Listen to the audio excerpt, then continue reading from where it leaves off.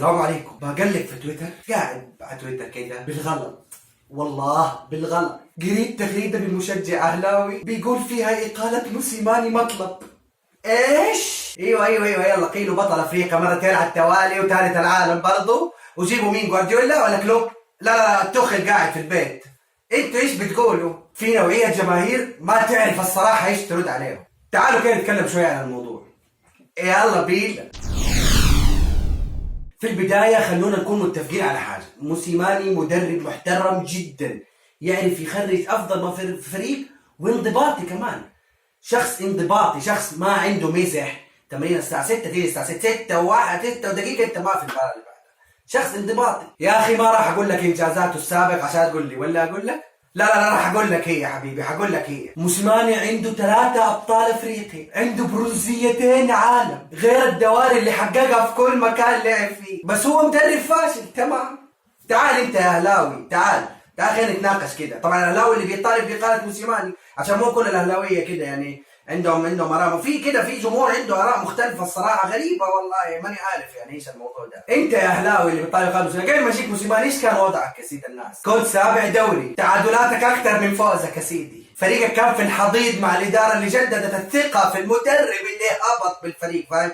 اللي هو انت هبط، تعال حبيبي انت هبط صح؟ طب يا ابوي تعال نجلس مع بعض عشان نهبط تاني، فاهم؟ لكن لو تيجي تشوف وضعك الان، انت ايش وضعك؟ انت متصدر الدوري بالشراكه مع الحزم، اقوى دفاع في الدوري، فايز 6 من اخر 7 مباريات، الاقل خساره في الدوري. هذا كله لا يا ابوي، ما اقاله موسيماني مطلب، اقاله موسيماني مطلب جماهيري من النادي الاهلي، لازم نقيل موسيماني. بالله كده بينك وبين نفسك روح كده ابحث في تويتر، اكتب كلمه موسيماني، شوف كميه جماهير الاهلي المصري قد ايش حسرانين على موسيماني. طبعا فيه لكن في كميه كبيره منهم عندهم حسره على انه موسيماني راح. اول ما وقع موسيماني مع اهلي جده، انا والله ما صدقت الخبر، قلت اكيد في حاجه، ترى انت حصلت على مدرب كبير جاي تطالب باقالته بعد 5 شهور من توليه للفريق. الى متى راح نكون بهذه العقليه يا جماعه؟ مدرب خسر ماتشات برا، مدرب مدري اطلع، ايش فيه يا جماعه؟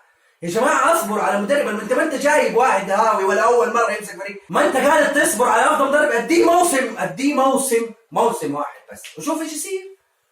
الادمي ما هو في الحضيض ولا هو حيهبط، الادمي مركز اول، ايش تبغى؟ الصراحة شفت تغريدات اقالة موسيماني وقلت لازم ارد، شيء يجيب الهم يا راجل. في النهاية الاهلي يا ناس والله ماشي على الطريق الصحيح. في ناس يقول لك قراءته خاطئة او قراءته خاطئة، يا حبيبي ما في مدرب ما يغلط، ولسه الادمي لسه دوبه ماسك 5 شهور، اعطيه وقته واعطيه فرصته. لكن المهم انك انت تعرف جودته كمدرب. موسيماني مكسب للاهلي بشكل كبير جدا، وباذن الله راح يصعد مع الاهلي. حافظوا على موسيماني وراح تشوفوا الفرق بعد فتره، وتذكروا كلامي هذا كويس. بس يا صاحبي هذا كان رايي، الاهم هو رايك انت ايش شايف؟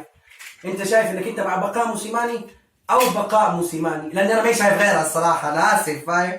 بس برضه اكتب لي رايك في الكومنتات كده ولا كده يا صاحبي. عجبك المقطع؟ لايكك وشيرك واشترك في القناة.